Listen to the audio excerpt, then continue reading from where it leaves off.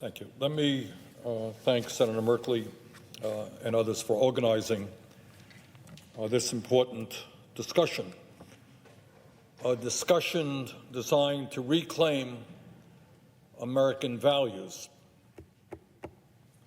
And I also want to take this opportunity not just to thank Senator Merkley, but to thank millions of people from coast to coast, people who are conservatives and progressives, Democrats, Republicans, independents, for getting on the phone, for calling members of Congress, for expressing their outrage that in the United States of America today we have small children who were torn from their mothers and their fathers and locked up in detention cages. And all over this country, regardless of one's political view, one understands that that is not what this country is about and must never be about. Now, tonight, as I understand it, we have Democrats down here. But opposition to this policy is widespread.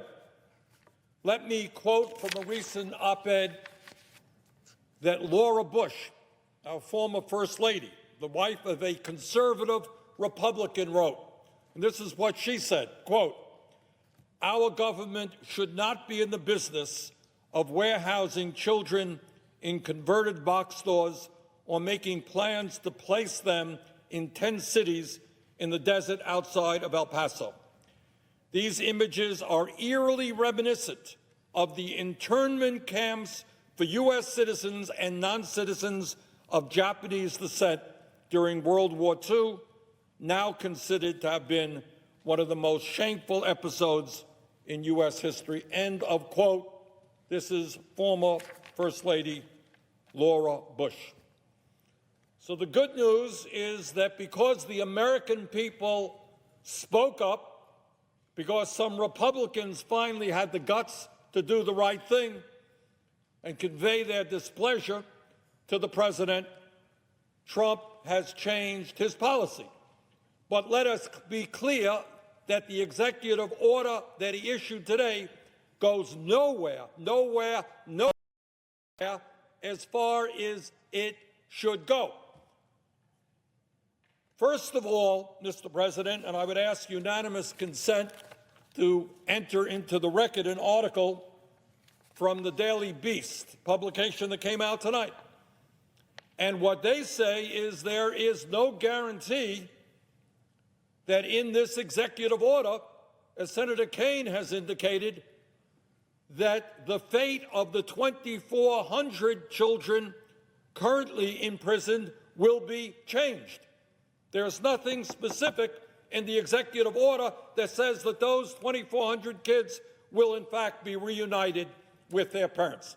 Presumably this will apply to future apprehensions where children will be imprisoned with their parents. Second of all, there is an effort in this executive order to overturn the 1997 Flores settlement, which limits the government's ability to keep children in detention and orders them to be placed in least restrictive settings as possible.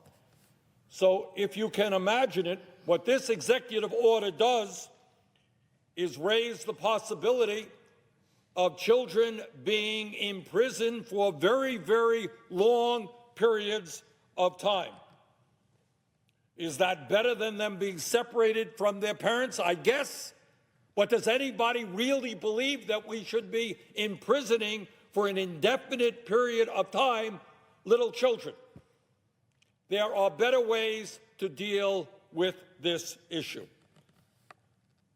So, Mr. President, what it is clear to the American people is that once again we have a president who caused this crisis by undoing existing policy. We have a president who I believe just the other day said, "Nothing I could do, it is law."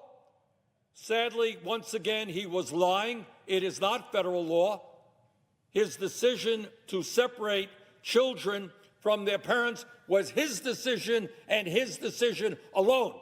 as he acknowledges today by announcing an executive order ostensibly doing away with that policy. And let me remind the American people, Mr. President, that this terrible executive order that he issued separating children from their parents is not the first terrible executive order with regard to immigration. Let us remember that months ago, Trump created the DACA crisis and put 1.8 million young people in this country, young people who were raised in this country, who are working, who are going to school, who are serving in the military, in danger of deportation because of a decision that he made.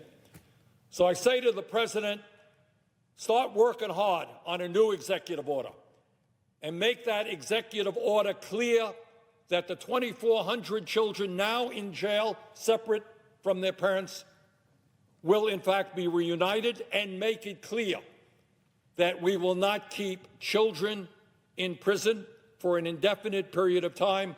And by the way, while you're at it, why don't you deal with the DACA crisis that you created and provide the legal status that 80% of the American people want to see for the young people in the DACA program?